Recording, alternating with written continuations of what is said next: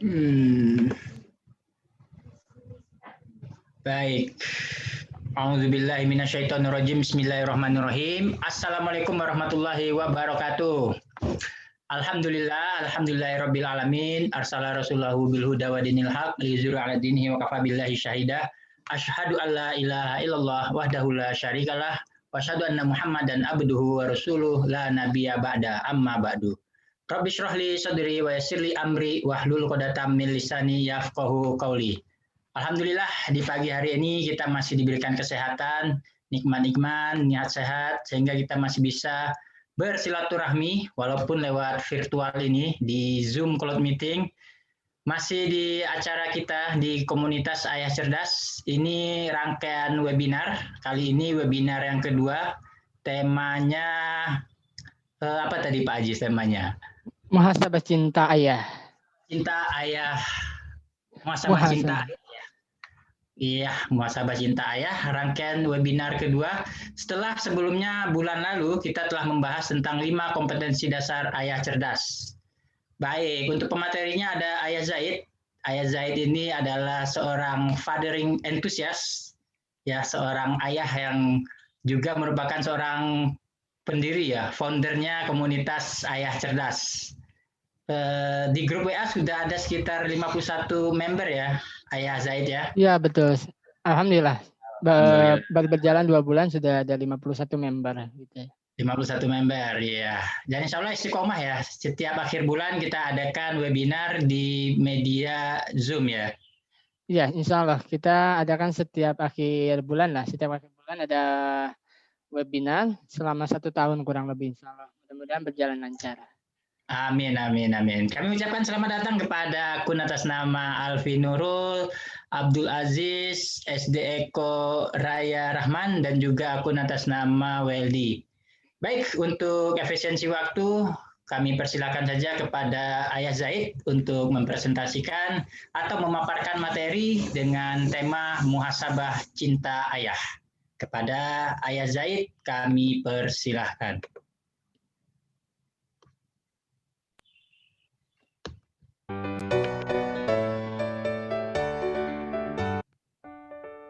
Bismillahirrahmanirrahim.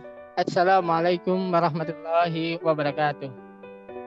Innal hamdalillah nahmaduhu wa nasta'inu wa nastaghfiruh. Na'udzu billahi min syururi anfusina wa min sayyiati a'malina. May yahdihillahu fala mudilla lahu wa man yudlil fala hadiya lahu. Asyhadu an la ilaha illallah wa asyhadu anna Muhammadan abduhu wa rasulullah amma ba'du. Puji bagi Allah yang telah memberikan kesempatan kepada kita semua dalam keadaan yang sehat, dalam keadaan yang penuh dengan barokah. Dan segala puji bagi Allah yang telah mengizinkan kita semua, sahabat-sahabat sekalian, memang tidak banyak yang hadir, tapi mudah-mudahan ini menjadi awal bagi kita untuk menghadirkan seorang ayah, sosok ayah menjadi seorang yang pendidikan gitu ya. Jadi ayah hadir untuk anaknya. Nah, tema kita hari ini di webinar yang kedua adalah tentang muhasabah cinta ayah. Bagaimana kita sebagai seorang ayah mempunyai satu tugas khusus, yaitu mengevaluasi diri sudah sejauh manakah ayah itu berperan di dalam pendidikan keluarga, khususnya pendidikan anak.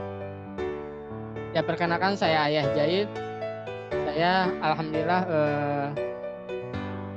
menempuh pendidikan S2 di manajemen pendidikan Islam. Jadi setidaknya secara basically tentang manajemen pendidikan bisa diaplikasikan di dalam keluarga.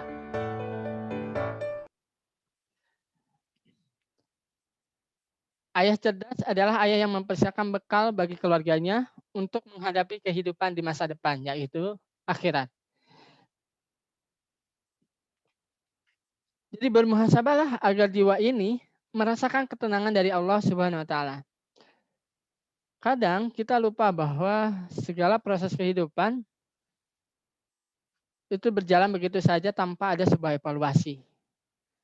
Seharusnya, semestinya kita sebagai seorang ayah yang cerdas, setiap waktu, setiap hari, itu harus melakukan sebuah evaluasi yang namanya muhasabah. Supaya apa? Supaya kita bisa merasakan ketenangan dari Allah dalam melakukan pendidikan keluarga, pendidikan keluarga, pendidikan anak secara utuh. Muhasabah itu diambil dari kata hasibah yahsabu hisaban. Jadi artinya memang melakukan perhitungan, secara kata memang melakukan sebuah perhitungan. Sebuah perhitungan yang kalau misalkan di dalam sebuah istilah muhasabah itu adalah upaya untuk melakukan perhitungan, penilaian atau evaluasi diri mengenai kesalahan dan dosa yang diperbuat, baik yang berhubungan dengan ketaatan ibadah kepada Allah, jadi hubungannya kepada Allah, kepada yang Sang Maha Pencipta, maupun hubungan sosial terhadap makhluk ciptaannya, maupun terhadap sesama, terhadap kawan-kawan kita, terhadap istri kita, terhadap anak-anak kita, gitu ya, terhadap eh, teman-teman sekantor, masyarakat, gitu ya, dan negara ini. Jadi memang muhasabah ini kita lakukan, kita mengakui diri, kita memperhitungkan amal kita sudah sejauh mana. Perbuatan kita, akhlak kita kepada Allah bagaimana, akhlak kita kepada sesama bagaimana. Nah, ada 3 orang tokoh yang beliau sangat membahas tentang muhasabah. Yang pertama adalah dari Umar bin Khattab. Kita kenal dengan seorang sosok sahabat Nabi yang luar biasa gitu ya. Yang tadinya tidak Islam, termasuk sahabat Nabi yang keras. Lalu ketika Islam datang, maka Umar bin Khattab ini dikenal dengan perkataannya, hisablah diri kalian sebelum kalian dihisab dan timbanglah amal kalian sebelum ditimbang. Dan bersiaplah untuk menghadap Allah pada hari yaumil hisab. Dan bahwasanya hisab itu akan menjadi ringan pada hari kiamat pada orang-orang yang menghisab dirinya di dunia. Itu menurut Umar bin Khattab. Lalu kita kenal juga dengan tokoh yang kedua, yaitu Imam Al-Ghazali. Beliau mengatakan, orang yang bijak, berakal, hendaknya mengalokasikan seperempat waktunya untuk bermuhasabah.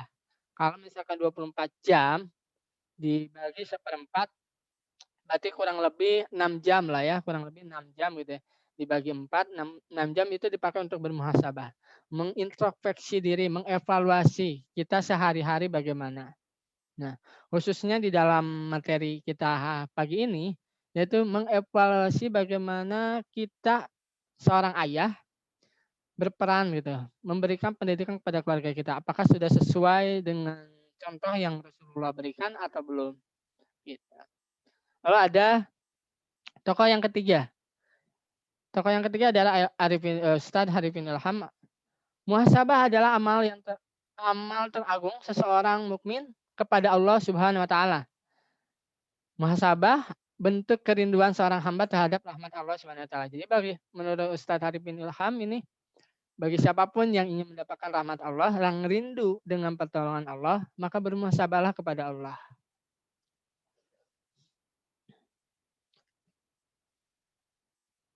Di dalam surat Al-Asr ayat 18 sampai 19. A'udzubillahi minasyaitonirrajim. Bismillahirrahmanirrahim. Ya ayyuhalladzina amanu taqullah wal tandur nafsum ma qaddamat ligad wattaqullaha innallaha khabirum bima ta'malun. Wala takunu kalladzina nasullah fa'ansahum anfusahum ulaika humul fasiqun. Hai orang-orang yang beriman, bertakwalah kepada Allah dan hendaklah setiap diri memperhatikan apa yang telah diperbuatnya untuk hari esok. Dan bertakwalah kepada Allah, sesungguhnya Allah Maha mengetahui apa yang kamu kerjakan. Dan janganlah kamu seperti orang-orang yang lupa kepada Allah, lalu Allah menjadikan mereka lupa kepada mereka sendiri. Mereka itu orang-orang yang fasik. Di sini jelas para ulama mengatakan bahwa ini adalah ayat tentang bagaimana seorang hamba, seorang mukmin yang beriman, yang bertakwa kepada Allah senantiasa memperhatikan, mengevaluasi, mengintrospeksi diri, bermuhasabah gitu ya, tentang dirinya, tentang akhirat gitu ya. Jadi bekal apa yang sudah dibuatkan oleh kita gitu ya. Apakah sudah cukup untuk menuju ke akhirat atau belum gitu. Karena kita tahu bahwa manusia itu asalnya dari surga, maka kembali harus ke surga. Jangan sampai kita karena berasal dari surga, kita kembali kepada neraka jahanam. Jangan sampai seperti itu. Nah, makanya Allah memperingatkan kepada setiap muslim, ke setiap orang-orang yang beriman dan bertakwa, sebelum yaumil hisab, hari perhitungan itu tiba, maka kita sebagai selaku pribadi muslim, termasuk pribadi ayah gitu ya, harus memperhitungkan sudah sejauh mana amalan kita, sudah sejauh mana tugas kita terpenuhi kepada keluarga kita, kepada anak-anak kita. Begitu. Misi besar setiap muslim yaitu menggapai keridhaan Rabb-Nya Allah Subhanahu wa taala. Tentu kita tahu bahwa Tuhanlah yang patut disembah, Allah lah yang patut disembah, Allah lah yang patut kita mintai pertolongan. Karena segala apapun yang terjadi di dunia ini, bahkan kita masuk surga ataupun neraka, harus kita memperjuangkan pendidikan anak kita, gitu. Apakah anak kita menjadi baik atau tidak, gitu ya. Apakah anak kita akan menjadi orang yang sukses atau tidak? Tentu itu hakikatnya karena Allah yang menolong. Nah, sebagai bentuk ikhtiar, nah kita dukung gitu. Kita dukung pendidikan kita, pendidikan keluarga kita, pendidikan anak-anak kita dengan sebuah visi, goyah, perencanaan, ada strategi, pelaksanaan, evaluasi. Ini 5 poin ini adalah ilmu manajemen pendidikan Islam yang mana kita mudah-mudahan bisa terapkan di dalam keluarga kita. Bagaimana kita merencanakan visi keluarga kita ke depan mau jadi seperti apa gitu ya. Apakah akan menjadi seorang yang luar biasa, menjadi orang yang soleh, menjadi orang penghafal Quran atau tidak, atau misalkan berjalan begitu saja. Berjalan begitu saja. Seandainya keluarga kita tanpa visi dan kita berharap keluarga kita berjalan begitu saja, ya mudah-mudahan kalau air itu mengalir ke tempat yang jernih, insya Allah keluarga kita akan soleh gitu. Tapi walau alam gitu ya, kalau misalkan keluarga kita berjalan ke air yang kotor, ya bisa jadi keluarga kita menjadi keluarga yang buruk begitu. Setelah visi itu dibuat, maka ada perencanaannya, lalu ada strateginya, ada pelaksanaan, dan yang kita bahas hari ini adalah evaluasi.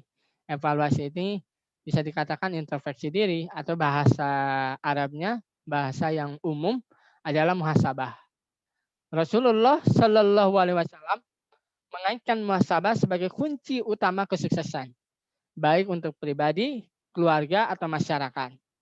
Kita tahu kalau misalnya kita bekerja di sebuah perusahaan, apakah institusi BUMN, institusi pendidikan gitu ya, evaluasi itu selalu ada. Apakah evaluasi itu setiap tahun, setiap triwulan, setiap bulan, bahkan setiap hari harus mengevaluasi.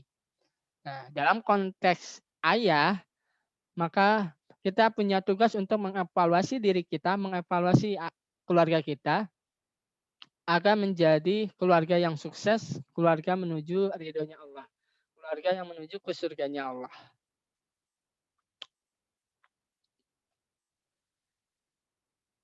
Ada riwayat hadis riwayat At-Tirmizi dari Sa'ad bin Aus radhiyallahu an dari Nabi Muhammad sallallahu alaihi wasallam, beliau bersabda, orang yang pandai adalah orang yang menghisap dirinya sendiri dan beramal untuk kehidupan setelah kematian. Sedangkan orang yang lemah ialah orang yang mengikuti hawa nafsunya dan berangan-angan terhadap Allah Subhanahu wa taala. Definisi-definisi yang dikatakan atau yang diungkapkan oleh Rasulullah itu selalu berbeda dengan definisi pada umumnya. Kalau misalkan Rasulullah di hadis yang lain, orang yang cerdas adalah orang yang memang memikirkan tentang akhirat. Orang yang kuat adalah orang yang pandai menahan hawa nafsu gitu ya. Jadi memang definisi-definisi yang dimunculkan oleh Rasulullah selalu berbeda, selalu menuju akhirat. Karena memang tujuan akhir kita adalah akhirat. Kita membentuk keluarga yang sakinah, mawaddah, warahmah, lalu membentuk anak yang soleh, soleha, membentuk anak yang memiliki keimanan dan ketakwaan kepada Allah, memiliki anak yang sama seperti kisah Luqman gitu ya. Luqman berkata kepada anaknya, ya bunayya gitu ya, la tusyrik, janganlah melakukan syirik kepada Allah gitu ya. Nah, itu yang kita harapkan. Maka di keluarga kita mudah-mudahan kita menjadi orang yang pandai, orang yang sukses, orang yang mampu menghisap diri kita, keluarga kita, dan juga mempersiapkan amal untuk kehidupan setelah kematian yaitu akhirat. Mau nggak mau kita akan mati gitu ya. Kita akan meninggalkan dunia yang fana ini. Kita tahu bahwa di zaman Firaun kita ada Firaun yang dengan kekuasaannya gitu ya, menganiaya masyarakat, sekarang sudah hilang. Kita tahu dengan kisah Hitler gitu yang mengancam jiwa masyarakat Indonesia dan negara lain juga sekarang sudah meninggal. Dan kita hari ini dihadapkan dengan orang-orang yang katakanlah ada saja orang yang jahat, dan kita pastikan bahwa kita orang yang pandai, orang yang mampu mempersiapkan diri kita dan keluarga kita untuk akhirat gitu. Kalau kita lihat contoh Rasulullah Shallallahu Alaihi Wasallam, sang teladan utama kita, beliau pernah menjadi kepala negara, beliau menjadi pengusaha, beliau menjadi panglima perang gitu kan. Bahkan beliau juga adalah sosok ayah yang utama. Bahkan dikatakan di dalam hadisnya bahwa Khadijah, Siti Khadijah adalah ibunya para umat, ibunya umat muslimin gitu ya. Berarti Rasulullah adalah ayahnya umat muslimin. Nah, Rasulullah SAW adalah seorang hamba Allah yang paling hebat menjalankan muhasabah. Rasulullah menjadi contoh hamba yang dirahmati Allah SWT. Kita tahu bahwa Rasulullah memiliki tempat khusus di pojok rumah untuk menyendiri. Dalam kisah buku Khadijah radhiyallahu anhuma gitu ya, bahwa Rasulullah selalu berada di pojok rumah itu untuk bermuhasabah, dan lantas Khadijah tidak pernah mengganggu ketika Rasulullah sedang menyendiri di pojok kamar itu. Untuk apa ya? Untuk melakukan muhasabah, untuk melakukan evaluasi diri tentang dirinya, tentang keluarganya, tentang umat ini. Begitupun kita, sejatinya kita juga punya tempat khusus, apakah memang di kamar kita, atau di ruang tamu kita, atau di masjid gitu ya. Dan memang itu menjadi tempat kita untuk bermuhasabah kepada Allah Subhanahu wa taala. Lalu ketika menjelang pengangkatannya sebagai Rasulullah, Rasulullah lebih suka menyendiri di Gua Hiro, melewatkan waktunya dengan beribadah dan merenung. Beliau mengevaluasi, merenung gitu ya, mengintrospeksi diri tentang keadaan dirinya, keluarganya, dan umat-umat sekitarnya. Bahwa kita tahu sebelum Islam itu datang, berhala api itu disembah oleh masyarakat sekitar Mekah gitu ya. Bahkan melakukan haji pun, tawaf pun juga ya melakukannya dengan tanpa busana. Bahkan kadang-kadang pendidikan anak juga tidak sesuai dengan fitrahnya manusia gitu ya. Sesuatu ada yang salah. Makanya Rasulullah ketika akan menjadi Rasul, Allah ilhamkan di dalam hatinya untuk pergi ke Gua Hiro. Untuk pergi menyendiri ke Gua Hiro. Untuk apa ya? Untuk bermuhasabah. Sampai datanglah malaikat Jibril yang menyerupai manusia, kemudian menampakkan dirinya, kemudian mengatakan bahwa malaikat Jibril membawa wahyu pertama. Gitu ya. Lalu yang ketiga, Rasulullah SAW selalu bangun di sepertiga malam terakhir untuk bermuhasabah. Kita kenal bahwa Rasulullah tahajudnya bisa lama sampai kaki-kaki bengkak gitu ya, sampai kakinya bengkak gitu. Untuk apa? Yang untuk memuhasabah dirinya, untuk mengintrospeksi dirinya, sudah sejauh mana dirinya untuk keluarganya, untuk umatnya. Apakah sudah maksimal memberikan pendidikan yang terbaik gitu. Memberikan akidah yang benar, memberikan Islam, menyebarkan Islam dengan baik, dengan sangat baik kepada keluarganya dan kepada masyarakat sekitar. Nah, muhasabah sebagai upaya mencapai kesehatan mental. Ini saya ambil dari sebuah penelitian yang ditulis oleh Fuad Helmi. Fuad Helmi ini adalah seorang S2 di bidang pendidikan ini tahun 2010. Di dalam jurnalnya beliau mengatakan ada tulisan Imam Al-Ghazali mengatakan kesehatan mental dicirikan sebagai kekokohan akidah.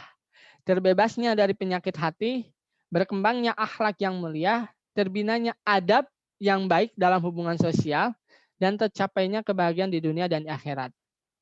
Kita tahu bahwa Imam Al-Ghazali ini sosok tokoh yang membuat kitab tentang hati, manajemen hati, bagaimana mengelola hati kita untuk takarub kepada Allah, untuk selalu diawasi kepada Allah.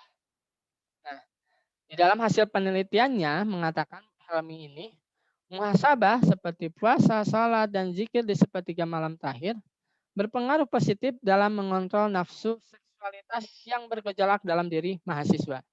Jadi memang penelitian ini objek penelitian ini adalah mahasiswa.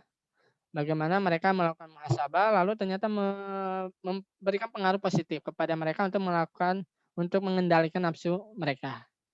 Nah, jadi memang muhasabah ini dilakukan oleh siapapun gitu ya, termasuk ayah dalam pendidikan keluarga.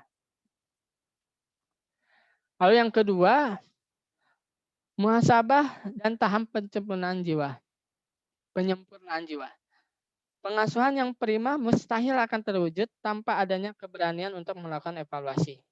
Segala macam koreksi sebaiknya dilakukan secara berkala sebelum datang kritik atau keluhan dari siapapun. Keluhan meskipun bisa dikoreksi tetaplah sebisa mungkin dihindari jika penanganannya terlambat atau tidak tuntas bisa sangat mengecewakan. Bahkan memang setelah diperbaiki sekalipun, kejadian buruk sering tidak mudah dilupakan. Semua kejadian masa lalu bukan hanya tidak boleh dilupakan, tapi selalu menjadi pijakan masa depan. Jadi memang muhasabah ini menjadi satu tolak ukur bagaimana kita seorang ayah untuk menyempurnakan jiwa kita, untuk mengintrospeksi diri, untuk memuliakan, untuk membersihkan hati-hati kita. Bagaimana kita dalam pengasuhan ya harus selalu memberikan yang terbaik kepada keluarga kita, kepada anak-anak kita gitu ya. Dengan muhasabahlah kita akan tahu bagaimana mana yang salah dalam pengasuhan, mana yang benar dalam pengasuhan. Karena dengan muhasabah kita menyerahkan diri kita kepada Allah, ya Allah, apa salah saya gitu dalam mendidik keluarga ini, dalam mendidik anak-anak kami gitu ya. Nah, dalam itu bisa dilakukan di sepertiga malam atau di waktu-waktu yang lain yang memang itu keadaannya mendukung gitu. Di tempat yang sunyi, di tempat yang memang tidak seorang pun ataupun di tempat keramaian tapi kita bermuhasabah kepada Allah. Ya Allah, bagaimana jiwa-jiwa kita ini apakah ayah ini sudah berperan baik atau belum kepada anak-anak kita? Apakah anak-anak kita sudah berada dalam kondisi anak-anak yang soleh atau tidak gitu ya. Karena memang ini menjadi sesuatu yang masa lalu bisa jelek, tapi bukan untuk jadi bahan apa ya? Bahan yang membuat kita untuk down gitu ya. Tapi masa lalu harus menjadi pijakan masa depan untuk diperbaiki. Dalam teori manajemen modern telah terbukti bahwa fungsi pengendalian memegang peran yang sangat penting baik dalam level perencanaan, penyusunan, strategi, pelaksanaan maupun penyelesaian. Organisasi besar maupun kecil seperti keluarga tidak bisa mengesampingkan hal ini. Kita selalu mendengar istilah bahwa negara itu sebuah organisasi yang besar. Lalu pemerintah provinsi adalah organisasi yang besar. Lalu rukun tetangga, RT, RW, partai politik gitu ya, majelis taklim itu adalah organisasi juga. Nah, sedangkan dalam ilmu sosial bahwa organisasi terkecil di dalam kehidupan masyarakat adalah keluarga. Karena keluarga adalah organisasi juga dan organisasi terkecil di dalam masyarakat, maka manajemen ini harus masuk. Manajemen pendidikan ini harus masuk ke dalam keluarga. Jadi tidak bisa dikesampingkan, tidak bisa keluarga itu berjalan begitu saja. Kalau pengen dilihat bahwa mungkin orang tua di zaman dulu gitu ya, orang tua kita gitu ya, baik yang sudah ada ataupun yang masih ada ataupun yang sudah meninggal. mereka memikirkan tentang anaknya, bagaimana makannya, bagaimana pendidikannya, bagaimana pakaiannya, bagaimana rumahnya gitu kan. Berarti kan ayah-ayah kita dulu juga memikirkan keluarga kita, merencanakan gitu ya, merencanakan lalu melaksanakan gitu. Bagaimana anak itu direncanakan sekolah di mana, lalu anak itu disekolahkan dengan biayanya direncanakan juga gitu ya. Nah, setelah itu baru dievaluasi. Ya.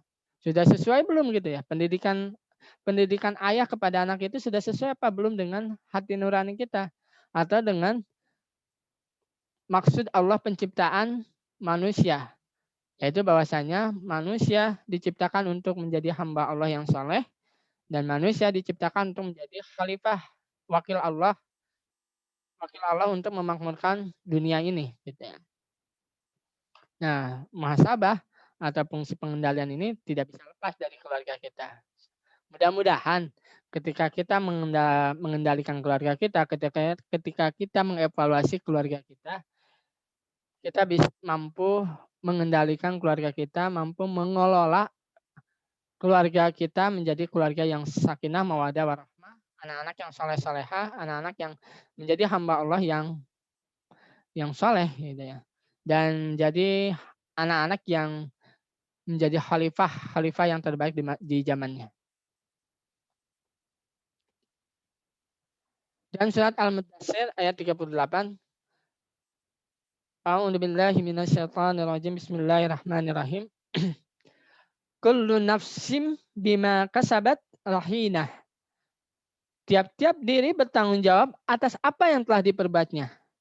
Setiap jiwa akan mendapatkan balasan dari kejahatan yang diperbuatnya, kecuali golongan muslim yang telah membebaskan diri dengan melakukan ketaatan. Setiap jiwa bertanggung jawab atas segala perbuatan yang dilakukannya. Bisa jadi amal perbuatan itu menjerumuskannya dan bisa jadi amal perbuatan itu menyelamatkannya dari kehancuran. Jadi setiap manusia, setiap jiwa, setiap ruh gitu ya, yang ada dalam diri kita bertanggung jawab atas apa yang kita lakukan selama ini, atas apa yang dilakukan kepada anak-anak kita, atas perlakuan ayah yang dilakukan kepada keluarga kita. Apakah perbuatan kita menjerumuskan kita ke dalam kehancuran atau menyelamatkan kita dari kehancuran? Apakah akan membawa kepada kebenaran atau justru menjauh dari kebenaran?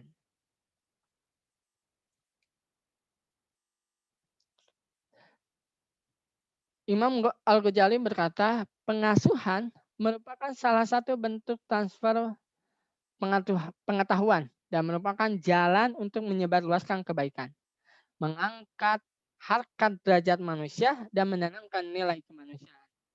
Konsep muhasabah melalui metode keteladanan dan pembiasaan dalam pengasuhan diperlukan untuk membentuk anak menjadi pribadi yang berkarakter mulia dan bisa mengemban tugas sebagai khalifah fil ardh.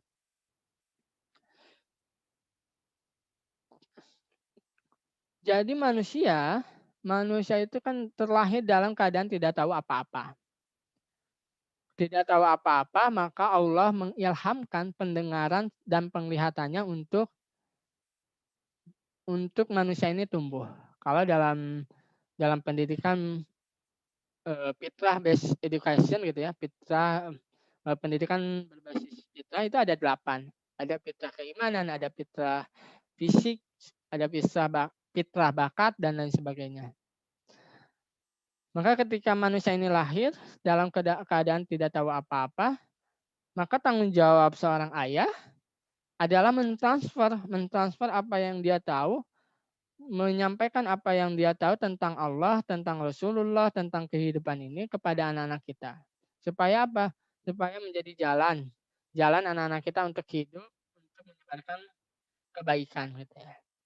Jangan sampai anak-anak kita kita sudah berbuat baik, ayah sudah berbuat baik, ibu kita sudah berbuat baik, tapi anak-anak kita nyeleweng, anak-anak kita entah pergi ke arah entah pergi kepada keburukan atau tidak. Justru anak adalah warisan terbaik sepanjang masa bagi ayah. Makanya Karena itu warisan, anak kita harus dijaga dengan baik dan diberikan pengasuhan yang terbaik. Jangan begitu.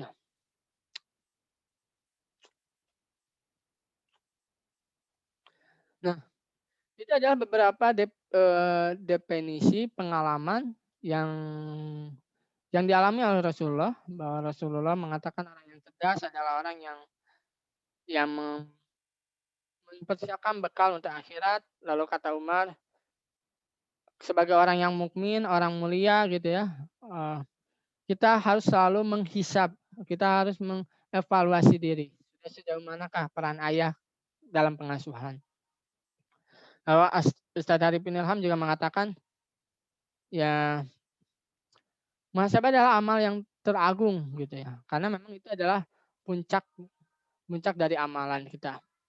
Kalau dalam istilah ilmu manajemen, ada perencanaan, ada pelaksanaan, maka setelah itu ada evaluasi. Nah, evaluasi inilah yang dinamakan muhasabah. Jadi kita menghitung sudah sejauh mana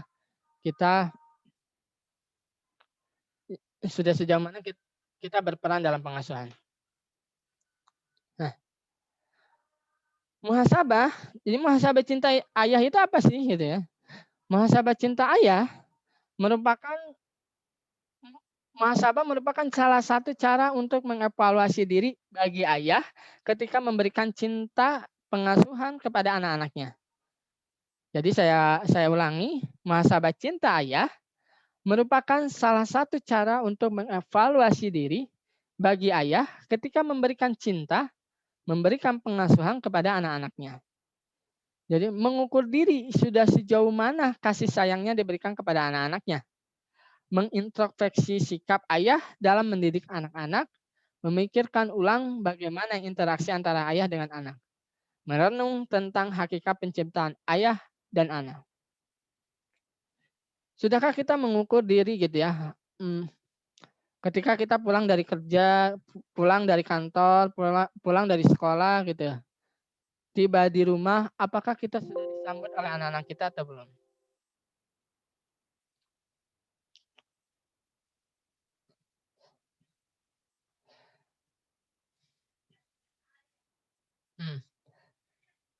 Jadi apakah anak-anak kita mengharapkan kehadiran kita sebagai seorang ayah atau tidak? Jangan sampai kita hadir di rumah tapi anak nggak menganggap kita seorang ayah gitu.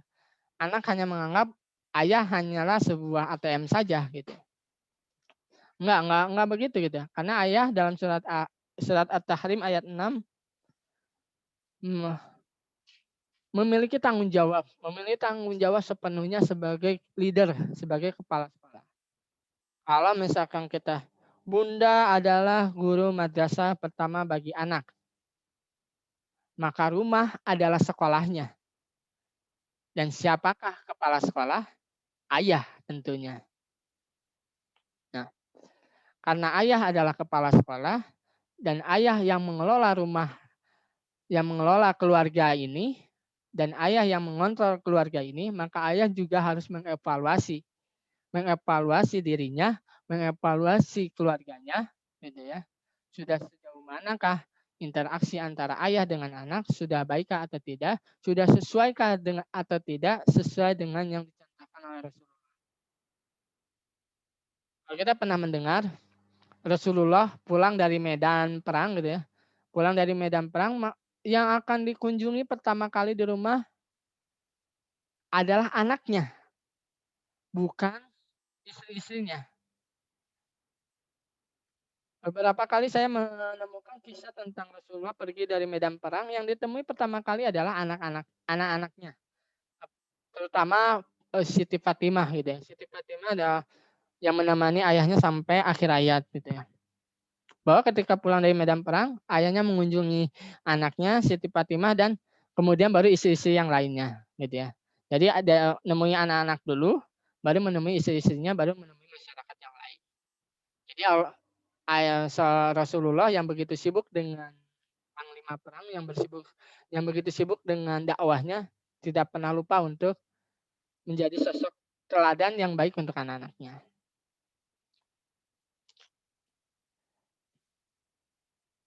Nah, ada sebuah pertanyaan Ya emang kalau kita nggak melakukan muhasabah emang gimana gitu kan? Kan keluarga saya mah ibu yang mengontrol pendidikan anaknya, nggak begitu juga gitu ya. Sebagai seorang ayah ya, kita harus melakukan muhasabah gitu, sudah harus bisa mengontrol diri gitu. Hikmah muhasabah dalam pengasuhan, muhasabah akan menjadi lampu di hati setiap orang yang melaksanakannya.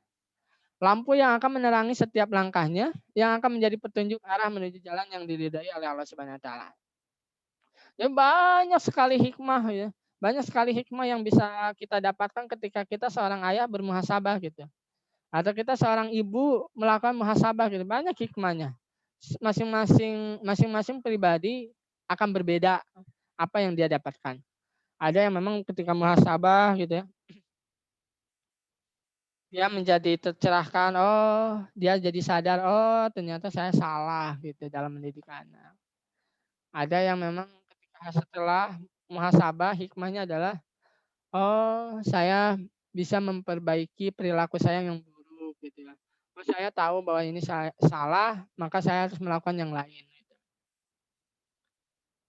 Dan muhasabah ini, hikmah muhasabah ini salah satunya yang pertama adalah mengetahui kelemahan diri sendiri dalam pengasuhan.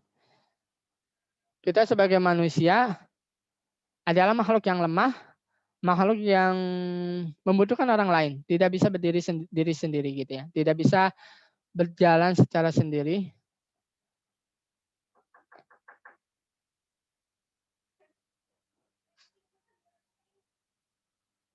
Jadi muhasabah itu yang untuk mengalami kelemahan diri. Kalau misalkan dalam dakwah, janganlah berdakwah sendirian gitu, karena itu akan lemah. Gitu. Maka berdakwahlah secara berjamaah. Insya Allah mudah-mudahan kita menjadi diri yang kuat. Yang kedua, hikmahnya adalah mengetahui hak dan kewajiban sebagai seorang ayah.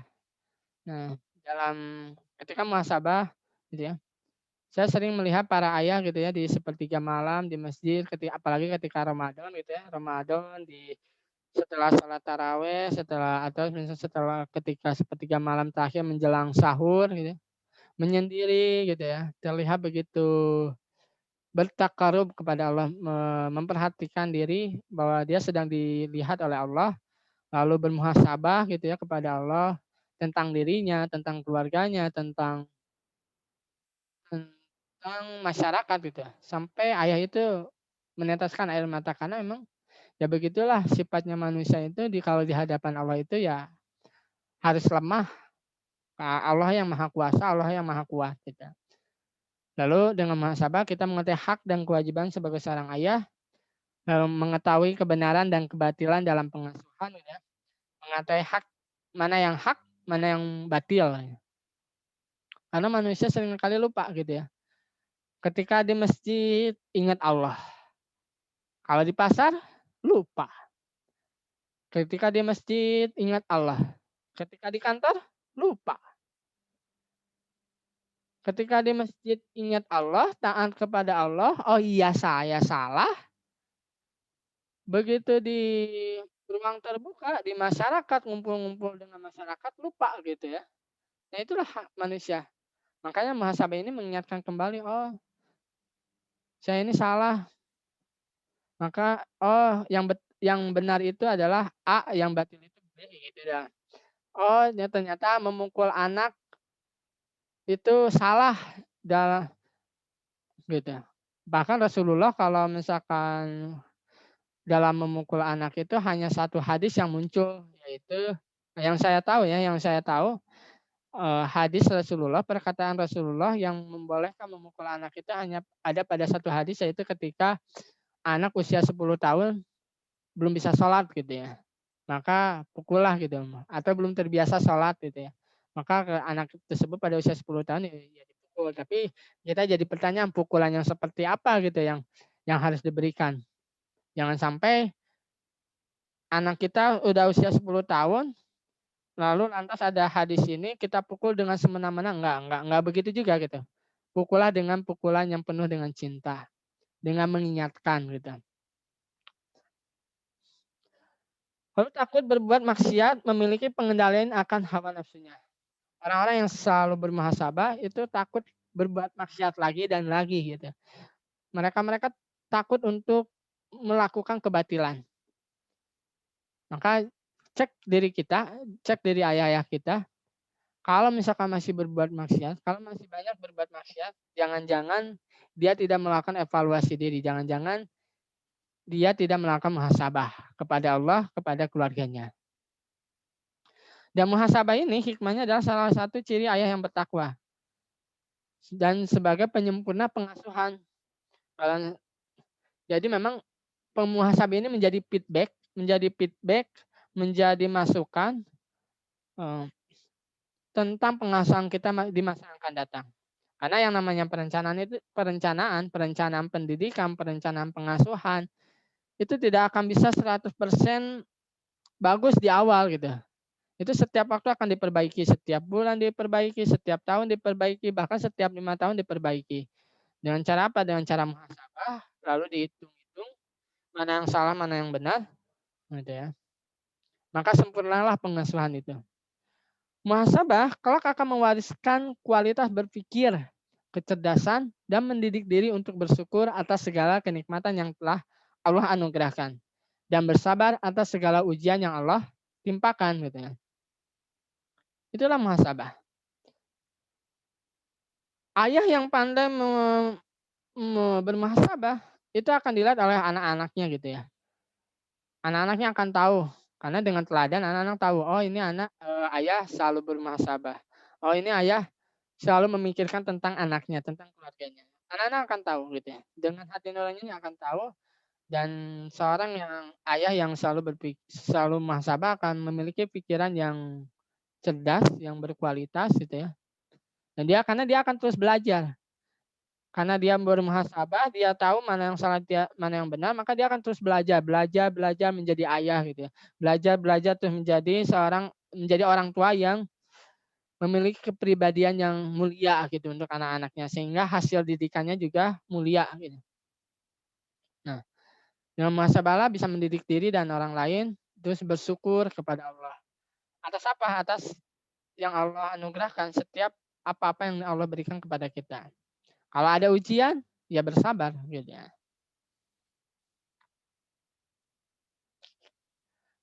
Kalau bagi orang yang sakit, air manis pun terasa pahit di mulut. Wahai para ayah dan bunda, coba cek hati-hati kita. Apakah hati-hati kita sering gundah, gulana, gitu, galau, atau dengki? Berarti itu bisa dipastikan ada yang sakit di dalam diri kita. Karena apapun kalau misal hati kita sakit, semua yang ada di sekitar kita akan menjadi pahit, semua yang ada di sekitar kita menjadi buruk.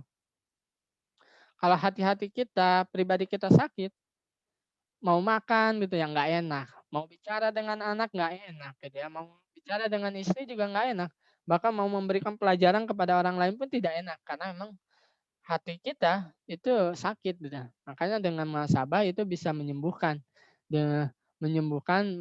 mengobati bahwa oh ada yang salah nih dengan kita, oh ada yang salah nih dengan hati-hati kita gitu. Mudah-mudahan dengan muhasabah Allah ilhamkan, Allah berikan petunjuk jalan, Allah berikan pertolongan kepada kita menjadi ayah-ayah yang hebat, ayah-ayah yang terbaik untuk anak-anaknya. Wahai ayah, ketahuilah bahwa tiada manusia yang luput dari kesalahan dan dosa. Maka bermuhasabahlah sebagai tanda cintamu kepada Allah, Rasulullah Shallallahu Alaihi Wasallam dan keluargamu. Ya bermuhasabahlah kepada Allah gitu ya sebagai hamba Allah. Bermuhasabahlah kepada Rasulullah sebagai umatnya gitu ya. Apakah kita sudah mengikuti sunnah Rasul? Apakah dalam pendidikan keluarga kita sudah mengikuti contoh Rasul apa belum? Lalu kita juga introspeksi diri kepada keluarga kita, gitu ya. Apakah sudah baik, sudah benar, sudah sesuaikah dengan keinginan mereka, gitu ya. Apakah hak-hak anak, hak-hak istri kita sudah terpenuhi atau tidak dah dengan hadirnya seorang ayah. Itu kita tahu bahwa kewajiban seorang ayah kepada istrinya ada nafkah lahir, ada nafkah batin. Begitupun kepada anak-anaknya, ada nafkah lahir, ada nafkah batin. Nafkah lahir ya seperti rumah, pakaian, makanan gitu ya, kendaraan gitu ya. Sedangkan nafkah batin adalah kasih sayang gitu ya, kasih sayang, pelindung, nah, mau mendengarkan, mendidik, banyaklah gitu ya. Karena ayah sudah dibuat pundaknya untuk menanggung beban keluarga. Ayah sudah dibuat pundaknya untuk memimpin keluarga, menjadi kepala keluarga, menjadi kepala sekolah bagi keluarganya. Kita tahu bahwa pendidikan kalau di perusahaan itu akan ada yang namanya direktur. Di sekolah ada yang namanya kepala sekolah. Di pemerintah ada yang namanya presiden. Tidak semua orang bisa jadi presiden, tidak semua orang menjadi gubernur, tidak semua orang menjadi direktur. Tapi ketahuilah bahwa ayah, hampir semua orang ketika menikah dan hampir kebanyakan orang itu mempunyai anak gitu ya. Dan di saat itulah Anda ditetapkan menjadi ayah gitu. Dan yang namanya ayah adalah pemimpin. Yang namanya ayah adalah direkturnya keluarga dan namanya ayah adalah presidennya keluarga. Sehingga menjadi tugas penting bagi ayah untuk merencanakan, mengelola dan mengevaluasi keluarganya.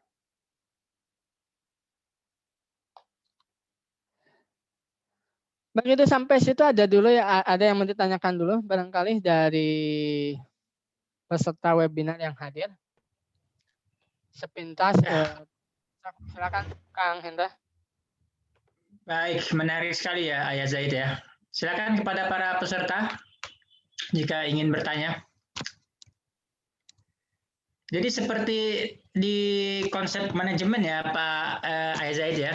Kalau di manajemen itu saya ingat ada teori POAC ya, POACE, planning, organizing, actuating, POAC, controlling dan juga evaluasi. Nah, peranan muhasabah ini dievaluasi ya. Ketika kita telah menjalankan semuanya, merencanakan, mengkoordinasikan, pada akhirnya juga kita melakukan evaluasi atau muhasabah ya. Betul, Dan betul. terkait muhasabah cinta ayah ini adalah bagaimana peranan ayah dalam mengasuh ya atau memberikan cintanya, kasih sayangnya kepada anak-anaknya gitu ya. Betul, betul sekali Kang Hendra. Jadi memang saya mencoba memposisikan diri saya sebagai seorang ayah yang memang mempunyai tugas manajemen pendidikan keluarga. Di awal ketika di webinar pertama ada yang namanya kemampuan seorang pemimpin, kemampuan seorang ayah bagaimana. Nah, di dalam kemampuan itu salah satunya adalah mengorganisir keluarganya. Mulai dari perencanaan gitu ya, planning, organisasi itu berarti membagi peran antara ayah dan bunda gitu ya. Ayah harus ngapain, bunda harus ngapain gitu ya. Jangan sampai semuanya kepada bunda. Lalu mengaplikasikannya, melaksanakannya gitu ya. Setelah dibagi perannya, mengaplikasikannya. Dan setelah itu controlling gitu ya. Mengontrol, salah satunya dengan cara mengontrol itu adalah dengan cara muhasabah. Gitu. Oke. Menarik sekali nih Ayah Zaid. Silakan kepada para peserta jika ada yang bertanya, boleh menulis di kolom chat kalau tidak mau bertanya langsung. Atau jika ingin bertanya langsung, silakan hidupkan mikrofon dan juga videonya. Kita bisa berinteraksi langsung dengan Ayah Zaid.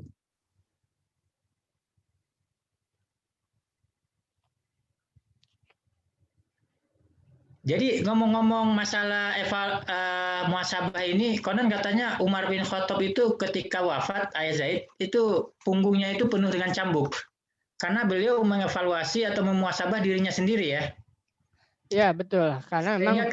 Ya. Ya dilanjut dulu Kang Hendra. Ya sehingga ketika jenazahnya mau dimandikan itu kelihatan di punggungnya itu penuh dengan bekas luka gitu. Karena Umar berpendapat bahwasanya biarlah dia menghukum dirinya dulu sebelum nanti akan dihukum di hari akhir atau di akhirat kelak gitu. Mohon koreksinya Ayah Zaid. Ya, jadi begini. Memang betul sekali kisahnya seperti itu. Jadi memang kita tahu sosok Umar itu di usia belianya, di usia masih kecil sampai usia dewasa gitu ya. itu terkenal dengan arogansinya, terkenal dengan dia bisa membunuh orang kalau tidak sependapat dengan dirinya gitu ya. Ya Ya, kalau beliau juga katakanlah jagoan ya, jagoan di jagoan masanya lah ya, ya, preman kelas kakap ya. betul betul. Jadi memang Umar ini menjadi seorang preman yang di zamannya ya yang begitu galak gitu, yang siap membunuh orang gitu ya kalau tidak sependapat. Maka ketika dia masuk Islam, dia jadi bermuhasabah diri. Oh, ternyata sepanjang hidup saya itu salah, gitu, salah semua dan dia takut kepada Allah, dia takut kepada neraka jahanam, sehingga dia berpikir ya daripada saya dihukum, dihitung oleh Allah gitu, dengan begitu banyak dosa, maka dia mencoba untuk hukum dirinya sendiri supaya ringan nanti di akhiratnya gitu. Itulah yang di Wah. gitu. Dan juga masih ada hal lagi dari Umar bin Khattab ini, Ayah Zaid. Tatkala dulu masa jahiliyah, beliau itu mengubur hidup-hidup putrinya. Iya, betul Ya, sekali. jadi tatkala dulu masa jahiliyah itu kan anak anak perempuan itu merupakan suatu aib bagi keluarga.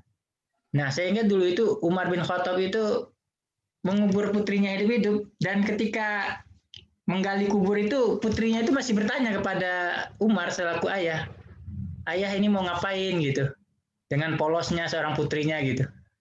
Tatkala lubangnya udah makin dalam, putrinya dikubur hidup-hidup. Dan itu menjadi muasabah tersendiri bagi Umar bin Khattab. Tetapi kan masa lalu itu diibaratkan kalau kita bawa mobil ya Ayah Zaid ya, masa lalu itu ibarat kaca spion. Jadi kita lihat sekilas-sekilas saja untuk mengingat jika ada kesalahan kita minta ampun kepada Allah.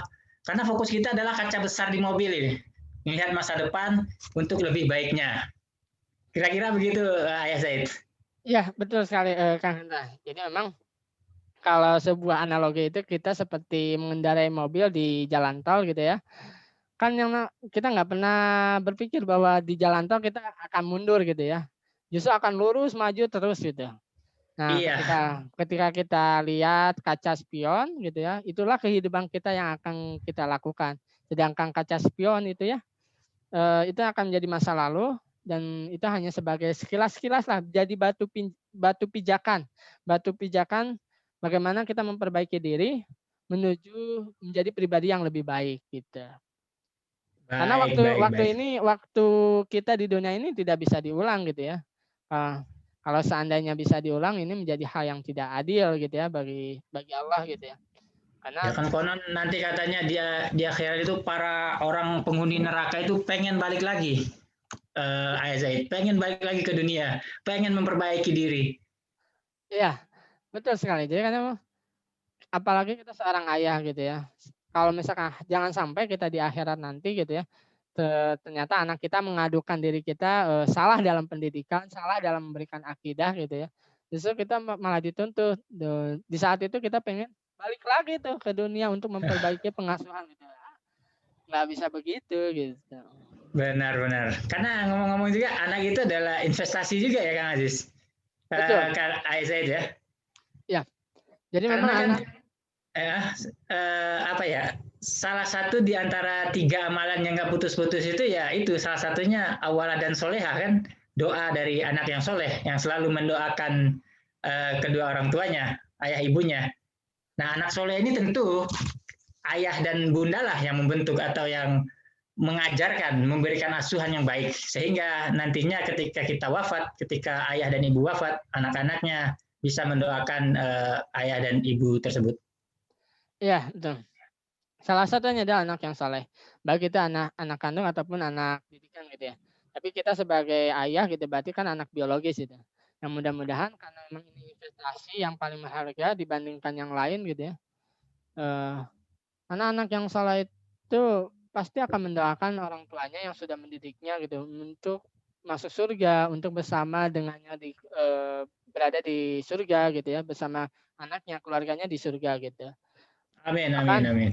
bahkan ada kisah gitu ya yang disampaikan oleh almarhum Zainuddin MZ gitu ya.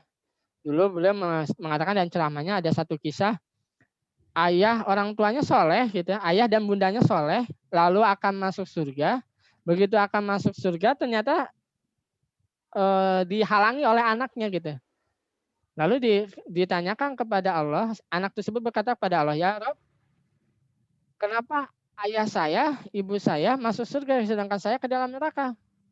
Lalu Allah bertanya, emang kenapa gitu kan? Ternyata setelah dicari-cari, ayah saya memang soleh gitu ya, selalu melaksanakan sholat, tilawah dan sebagainya gitu ya, melakukan amal-amal soleh, tapi tidak menjaga dirinya, menjaga anak tersebut gitu untuk eh, untuk sholat gitu ya, tidak mencegah dari meminum khamar gitu ya, tidak mencegah untuk berbuat maksiat gitu, malah dibiarkan gitu. Jadi solehnya soleh sendiri gitu, tanpa mengajak anaknya. Ini jangan sampai kayak gitu, jangan sampai kita ayah membiarkan anak kita hidup semaunya, terus nanti di akhirat malah dituntut gitu. Ayah nih Betul, nggak betul, memberikan Kak. pendidikan yang baik kepada saya di dunia gitu. Siap, Gitu. siap Bang Aziz. Kak Ayah Zaid siap. Tapi sebenarnya ada metode ampuh Ayah Zaid untuk membuat anak itu soleh dan soleha. Cukup kasih aja namanya soleh atau soleha. Nah, nah memang ini menjadi Ini PR guyon. menjadi PR besar gitu ya. PR besar kita Iya, bahwa siap, siap. kalau kita melihat sisi basic ya, fitrahnya anak itu kan sesungguhnya kalau kita lihat dari fitrah keimanan, anak itu sudah diinstal, ada basic program lah, ada basic program anak itu sudah berislam. Makanya ada surat satu buah surat yang mengatakan bahwa anak itu akan menjadi Yahudi, Nasrani ataupun Majusi itu Majusi. oleh orang tuanya gitu ya. Padahal di sana tidak dikatakan Islam gitu ya. Karena apa? Islam sendiri sudah dibawa dari lahir gitu ya. Kita sudah banyak lah ya kisah-kisah di alam ruh sebelum ditiupkan ruh itu kepada janin, ruh itu akan ditanya, siapa Tuhanmu? Saksikanlah bahwa aku adalah Tuhanmu, Allah, Rabbmu gitu ya. Dan engkau adalah Muslim. Maka kata ruh itu, saya bersaksi, kami bersaksi. Syahidna. Ya, Dari situ qalu kan, syahid. dari situ keimanan sudah ada. Ya. Maka tugas kita adalah menjaga supaya keimanan itu tumbuh gitu ya. Kalau ibarat sebuah pohon, manusia itu sudah ditanamkan benih gitu ya. Sudah ditanamkan benih keimanan, sudah ditanamkan benih kebaikan, sudah ditanamkan benih kreativitas, sudah ditanamkan benih mau belajar. Kita tahu bahwa bayi gitu ya, bayi kan nggak ada yang ngajarin ya gimana berguling, gimana makan, gimana menyusui, terus gimana berlari, gimana eh, karena apa? Sudah Allah tanamkan sebuah bibit gitu ya, sebuah bibit untuk dia hidup gitu. Kalau dalam program itu sudah ada basic programnya di dalam komputer itu sudah ada basic programnya sehingga anak tersebut akan tumbuh gitu. Coba pernah nggak sih kita membuat sebuah ciptaan gitu ya sebagai manusia gitu, menciptakan sesuatu yang bisa tumbuh kan enggak gitu. Tapi kalau manusia karena ciptaan Allah itu ditanamkan sebuah bibit, sebuah basic program ya, ditanamkan pendengaran dan penglihatan terus belajar. Bahkan dalam Ya, 8 basic fitrah gitu ya, 8 fitrah itu sesungguhnya anak itu kreativitas di awal gitu ya. Mungkin kita waktu kecil atau lihat sepupu-sepupu kita atau anak-anak tetangga kita kan begitu kreativitas mengacak-acak rumah gitu kan. Justru yang harus kita kalau kita paham di dalam ilmu pengasuhan itu tuh anak sedang belajar gitu. Anak sedang belajar, maka tugas kita sebagai seorang ayah adalah menjaga apa yang menjadi kreativitasnya itu tetap aman, tetap baik gitu ya. Bukan malah melarang gitu. Udah jangan mengacak-ngacak kamar gitu. Justru malah terkait ini ya, menutupkan, potensi ya Ayah Zaid ya. iya betul terkait potensi. Jadi ada potensi gitu. Jadi setiap anak itu ada potensi. Maka kita sebagai ayah dan bunda menjaga itu untuk tumbuh gitu. Makanya kalau kata para psikolog gitu ya, cerdas itu ada waktunya, pintar itu ada waktunya. Ada tahapan-tahapannya gitu. Maka saya menyimpulkan kalau usia 0 sampai 6 tahun itu peran penting dari seorang ayah dan bunda adalah menjadi sosok teladan. Artinya tugasnya adalah menciptakan suasana yang baik, suasana yang soleh di rumahnya gitu. Yang namanya menciptakan suasana yang baik dan soleh di keluarganya artinya eh, dia memperlihatkan tata cara makan yang baik kepada anaknya, dia memperlihatkan tersenyum kepada anaknya, dia mencium anaknya, dia berlaku baik kepada ibunya gitu ya. Hal-hal yang soleh gitu ya. Sehingga karena gini, dalam Efek sebuah ini ya, AZ ya, mirroring ya, efek betul cermin ya. Jadi mirroring, anak lebih cenderung meniru ya. betul. Dalam sebuah penelitian dikatakan di Amerika sana gitu ya. Kan 0 sampai tujuan adalah golden age. Kalau dalam ilmu psikologi bahwa otak alam bawah sadarnya itu terbuka. Gitu. Dalam ilmu psikologi itu ada otak bawah sadar, ada otak alam sadar gitu ya.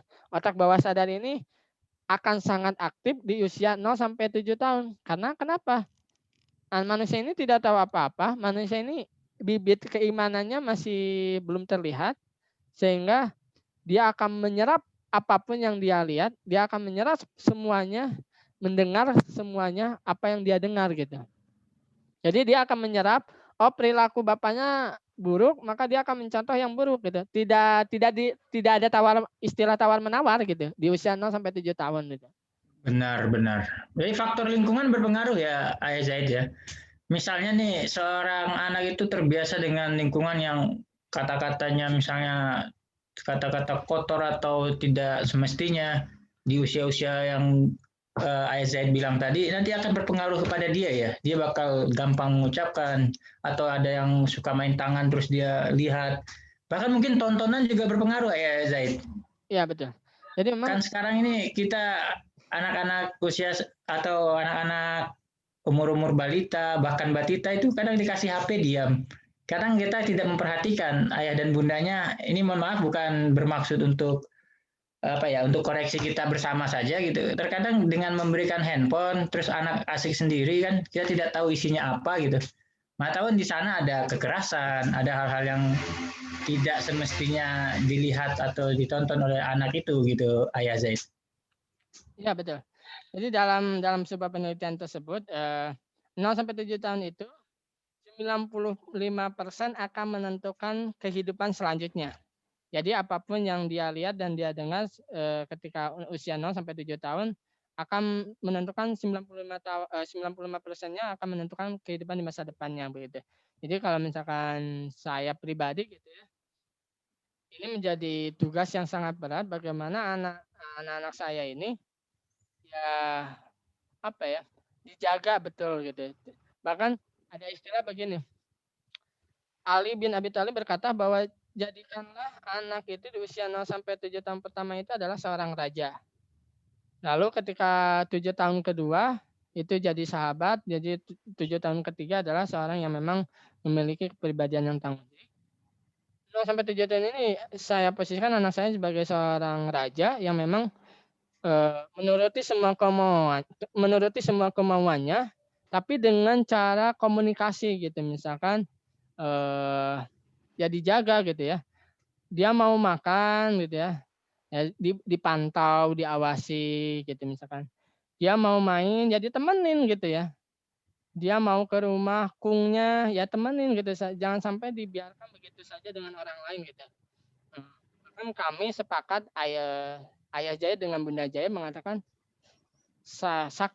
apa ya, dengan berbagai banyak problematika kehidupan gitu. Sampai saat ini sampai usia 7 tahun memutuskan untuk tidak menghadirkan sosok pembantu di rumah gitu ya. Karena dalam konsep pendidikan itu akan berpengaruh gitu ya. Bayangkan saja gitu ya. Bayangkan saja kalau misalkan kita ada sosok pembantu di rumah kita gitu ya, yang katakanlah mohon maaf nih ya, yang bahasanya mungkin bahasa-bahasa kasar gitu ya, atau cara berpikirnya tidak terlalu bagus dan itu akan dilihat oleh anak gitu ya. Dan itu akan menjadi kepribadiannya gitu. Itu salah satu contoh aja lah. Memang menjadi tugas yang berat bagi kita. Kalau kita ingin mengatakan ya, kan Bunda selalu di rumah gitu ya. Maka Bunda lah yang mendidik anak-anaknya gitu. Ketahuilah ya Bunda, saat ini para bunda yang ada di sekitar saya ini pada bekerja juga gitu ya. pada bekerja juga, ada yang jadi guru, ada yang usaha gitu ya. Sehingga anak-anaknya itu ditinggal di rumah di kakeknya, di neneknya gitu. Nah, lalu ya hilanglah gitu posisi ayah dan bunda di dalam hati anak itu. Baik, baik. Silakan Ayah Zaid untuk melanjutkan jika belum ada yang bertanya. Oke, siap. Jadi gitu ya. Memang untuk bagaimana cara mendidik anak ini butuh waktu yang khusus, sangat banyak hal yang harus dibahas ya. Salah satunya adalah bagaimana kita merencanakan misi atau visi gitu ya. Ada yang mengatakan visi, ada yang mengatakan misi. Artinya ya, membuat tujuan. Ini penting gitu ya bagi kita. Bagaimana kita membuat visi keluarga kita, anak-anak kita mau dijadikan apa gitu ya. Karena ini akan menjadi faktor penentu apakah anak kita akan akil balik tepat waktu atau tidak. Nah, ketika sudah direncanakan, dilaksanakan, diawasin, terus dievaluasi. Nah, bagaimana kita untuk mengevaluasinya gitu ya. Sebagai contoh di dalam Islamic meditation, muhasabah Islam gitu ya. Ini salah satu contoh saja bisa karena yang namanya cara itu banyak gitu ya. Kalau konsep bisa satu tapi cara bisa banyak. Gitu ya. Dalam muhasabah misalkan konsepnya muhasabah, caranya banyak. Ini yang diajarkan dalam Islam. Yang pertama adalah pilihlah waktu dalam satu hari untuk menyendiri di tempat yang sepi sebelum tidur. Sebelum tidur misalkan anak-anak tidur jam 9 gitu ya. Maka kita sebelum tidur ya menyediakan waktu gitu atau setelah sebelum subuh sepertiga malam terakhir dan waktu-waktu yang lain ketika hujan gitu ya. Itu berpengaruh ya. Ketika hujan atau ketika melakukan perjalanan gitu. Yang kedua, pilihlah posisi tubuh yang nyaman, duduk bersandar dan sebagainya gitu ya. Atau bersujud gitu ya. Karena kalau sholat itu kan posisi yang terbaik adalah ketika sujud. Benar-benar merendahkan diri di hadapan Allah. Ya. Mulailah dengan mengeluarkan napas secara perlahan-lahan dan natural gitu. Dan natural biar secara biasa saja dan rasakan energi yang diberikan Allah dalam tubuh Anda. Jadi kita coba merasakan bagaimana Allah memberikan ketenangan di dalam hati kita. Bagaimana Allah menenangkan hati kita ketika kita akan mulai muhasabah. Kemudian yang ketiga adalah rasakan kedekatan muraqabah dengan Allah. Kenali dan rasakan bahwa Allah Maha melihat. Allah mengetahui apa yang Anda lakukan sepanjang waktu dan Allah mengetahui apa yang kita lakukan saat ini. Dan terakhir adalah luruskan niat. Jadi memang orang yang muhasabah harus sadar diri bahwa kita itu sedang ditatap oleh Allah. Setiap manusia akan sedang ditatap oleh Allah sepanjang waktu. Nah, setelah siap gitu ya, setelah menyendiri di tempat yang sepi gitu ya, tuh posisi duduknya enak, nyaman gitu ya, tidak ada yang mengganggu gitu ya. Jangan sampai ketika kita melakukan introspeksi diri ya ada yang mengganggu gitu, ada di tempat keramaian gitu, itu akan sangat mengganggu. Terus menenangkan diri. Tuh merasakan Allah melihat kita, Allah sedang melihat kita. Dalam sholat Allah sedang melihat kita sholat gitu ya. Terlihat mudah secara teori tapi prakteknya lumayan agak berat, tapi itu perlu dilakukan. Yang keempat adalah selanjutnya memperbanyak zikir untuk mengingat Allah Subhanahu wa taala. Dengan istighfar, tasbih, tahlil, tahmid, takbir ya. Dengan istighfar berulang-ulang. Astagfirullahaladzim, astagfirullahaladzim. Dengan subhanallah, walhamdulillah, wala ilaha illallah, dan dikit-dikit yang lain. Yang kelima baru merenung dan mengevaluasi setiap perbuatan kita gitu ya. Di dalam pengasuhan ayah, kan muhasabah, menilai, menghitung cinta ayah. Jadi kita mengintrospeksi cinta ayah yang diberikan kepada keluarga kita, menghitung cinta ayah kepada anak-anak kita sudah sejauh mana gitu kan. Apakah sudah banyak amal baiknya? Apakah sudah memberikan yang terbaik? Apakah sudah melakukan cara yang terbaik? Nah, gitu ya. Jadi terus mengevaluasi. Masing-masing orang akan berbeda. Masing-masing ayah akan berbeda kesalahannya terhadap dalam pendidikan anak. Ada yang memang dia salahnya adalah tidak menyempatkan waktu kepada anak. Seolah-olah hidupnya untuk bekerja. dengan dalih untuk menabung uang yang banyak gitu ya, untuk pendidikan yang tinggi gitu ya. Sekolah itu mahal. Lalu terakhir adalah keenam, memperbanyak doa dan melaksanakan sholat. Ketika mengevaluasi jadi evaluasi atau muhasabah ini bisa dilakukan setelah sholat ataupun sebelum. Kan kalau kita dalam kajian ada muhasabah itu setelah sholat tahajud kita muhasabah. Atau setiap sholat zikir setelah sholat wajib kita berdoa kepada Allah, kita bermuraqabah, mendekat, menghadirkan, merasakan kehadiran Allah gitu ya. Ya gitu. Itu adalah beberapa cara yang harus kita lakukan dalam muhasabah. Karena muhasabah menjadi bagian penting untuk kita mengevaluasi pendidikan kita terhadap anak. Bagi bunda pun, kalau di sini ada pun bunda yang hadir gitu ya. Muhasabah menjadi poin yang penting untuk mengevaluasi diri ataupun yang masih belum menikah gitu ya. Menjadi muhasabah menjadi salah satu tugas kita untuk mengevaluasi apa yang sudah kita lakukan. Ya, kalau misalkan belum menikah berarti kan sudah pantaskah kita menjadi sosok suami yang baik? Sudah pantaskah kita menjadi sosok ayah yang baik? Gitu ya. Atau posisi kita sebagai anak. Sudah benarkah cara kita berhubungan dengan ayah atau dengan bunda, dengan masyarakat yang sekitar?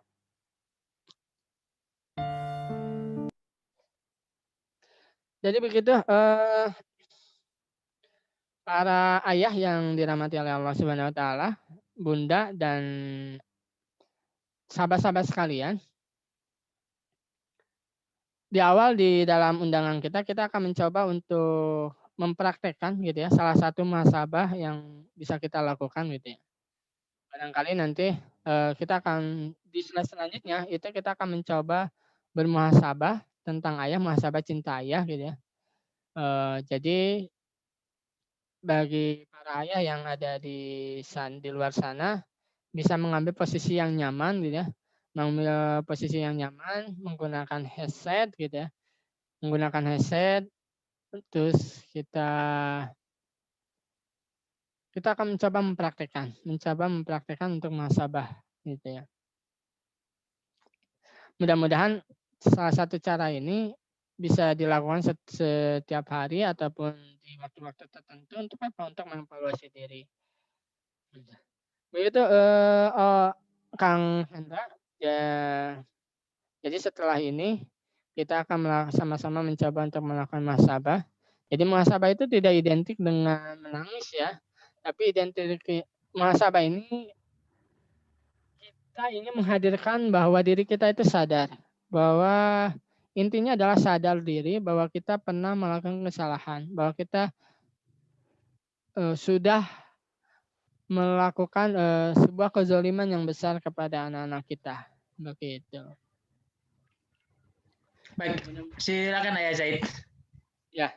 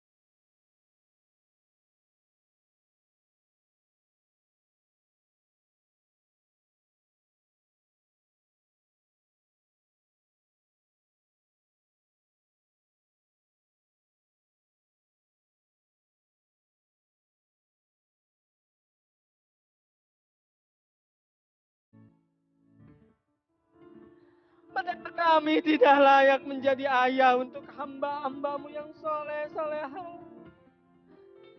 Betapa kami tidak pantas menjadi teladan mereka yang suci. Betapa kami tidak berguna menjadi pendidik penerus peradaban yang baik. Ampunilah kami sebagai ayah yang selalu ceroboh dalam mendidik anak-anak kami. Ampunilah kami yang tidak hadir secara utuh ketika anak-anak membutuhkan kami sebagai seorang ayah. Ya Allah, Ya Rahman, Ya Rahim, berilah petunjuk kepada kami agar menjadi ayah yang sebaik-baiknya ayah bagi anak-anak kami. Menjadi ayah yang dicontohkan oleh Rasulullah Sallallahu Alaihi Wasallam. Berilah kami kekuatan dan kesabaran dalam mendidik anak hamba-hambamu yang soleh-solehah. Bagaimana kami tahu bahwa kami sedang menerapkan sistem pendidikan yang sesuai metode ilmiah, padahal anak-anak bukanlah uji coba. Anak-anak kami bukanlah sebuah. Bagaimana kami tahu bahwa kami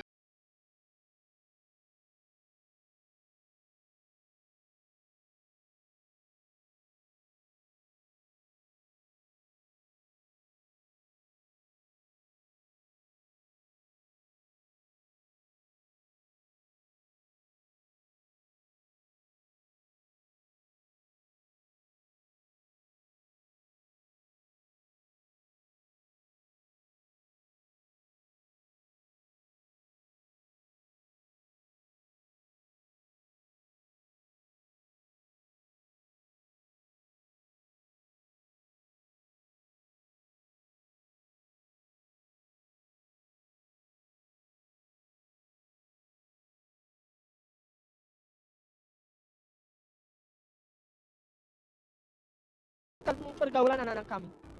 Padahal berikan rezeki kepada hamba-hambamu yang saleh-saleh. Engkaulah yang menjaga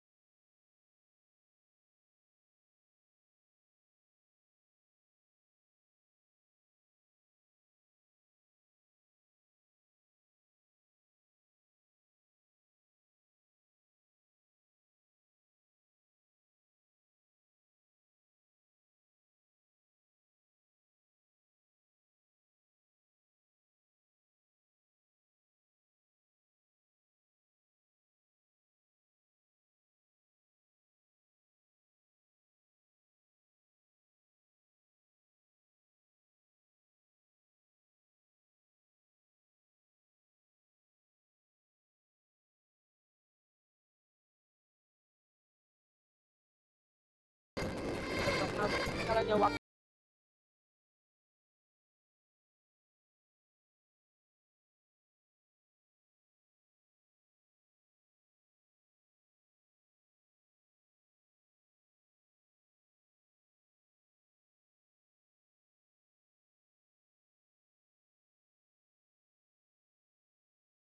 Terimalah taubat kami, karena kami yang akan tanggung jawab kami untuk membawa anak-anak kembali kepada surgamu. Maafkanlah kami yang lalai mengajarkan iman dan takwa kepada anak-anakmu, pada anak-anak kami. Maafkanlah kami yang tidak pandai mengajarkan Al-Quran kepada hamba-Mu yang suci. Kuatkanlah pundak kami, ya Allah. Kuatkanlah pundak kami, ya Allah, sebagai ayah, agar mampu memikul tanggung jawab yang besar. Cerdaskanlah akal kami agar mampu menimba ilmu menjadi ayah dan pendidik yang baik. Bukakanlah hati kami agar selalu ridha dengan takdir yang Engkau berikan kepada kami dan anak-anak kami. Hanya kepadamu lah kami meminta, hanya kepadamu lah kami memohon, dan hanya kepadamu lah kami meminta pertolongan dan cinta yang hakiki. Engkaulah satu-satunya Tuhan yang patut disembah olehmu. Engkaulah satu-satunya Tuhan yang patut disembah oleh kami dan keturunan kami. Engkaulah satu-satunya Tuhan yang memiliki jiwa-jiwa anak-anak kami. Engkaulah satu-satunya hambamu yang saleh-saleh. Berikanlah curahan rahmat dan karunia kepada keluarga kami. Amin. Ya Rabbal Alamin. Ya Allah. Ya Rahman, Ya Rahim. Sahabat-sahabat sekalian. Mintalah apapun kepada Allah. Mintalah petunjuk kepada Allah. Mintalah hajat kita kepada Allah. Amin ya Allah ya Rabbal Alamin. Ya Allah ya Rahman ya Rahim. Di waktu siang ini, kami yang hadir, kami yang mendengarkan, kami yang menyaksikan, betapa agungnya Engkau, betapa beratnya tanggung jawab sebagai ayah, betapa sucinya anak-anak yang Engkau hadirkan kepada kami. Berikanlah petunjuk kepada kami. Amin ya Allah ya Rabbal Alamin. Subhanakallahumma wa bihamdika asyhadu an la ilaha illa anta astaghfiruka wa atubu ilaik. Hai ayah bunda yang dirahmati Allah.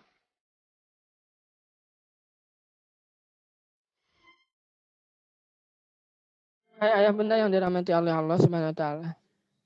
Mudah-mudahan tadi sejenak kita bermuhasabah kepada Allah tentang pengasahan kita kepada Allah.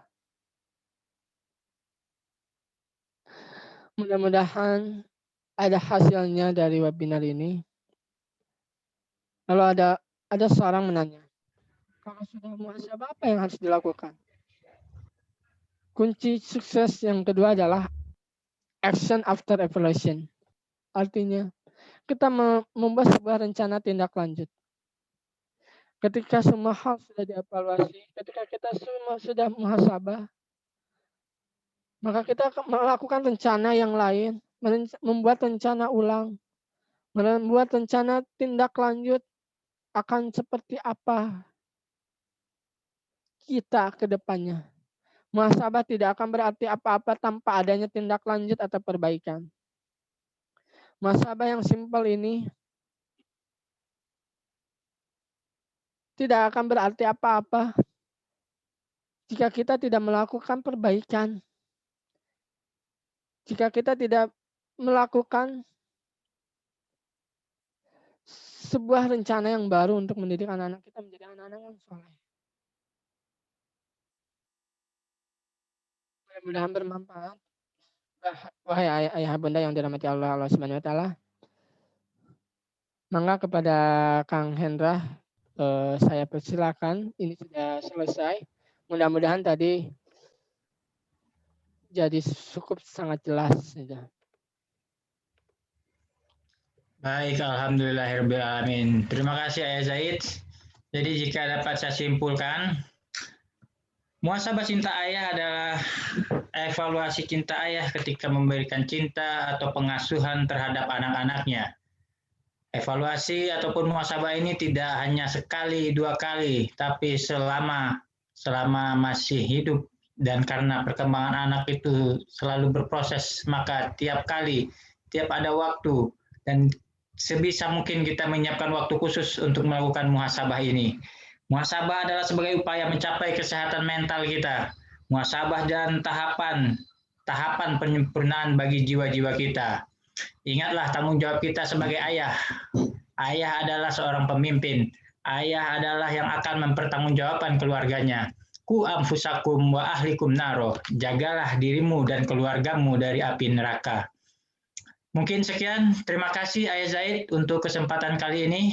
Insya Allah kita akan bertemu lagi di seminar atau webinar selanjutnya di akhir bulan Mei ya, insya Allah ya. Ya, April insya Allah. April. Sekarang masih Maret ya. Insya Allah di bulan April. Tapi kita akan tetap berkomunikasi di WhatsApp, di WA Group, di komunitas Ayah Cerdas. Saya Hendra sebagai moderator pada kesempatan pagi hari ini yang telah beranjak jadi siang. Apabila ada kesalahan, mohon dimaafkan. Kita tutup dengan kifaratul majlis.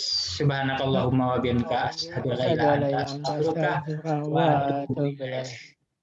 Banyak maaf. Billahi taufiq wa hidayah. Wassalamualaikum warahmatullahi wabarakatuh. Terima kasih. Waalaikumsalam warahmatullahi wabarakatuh. Waalaikumsalam warahmatullahi wabarakatuh.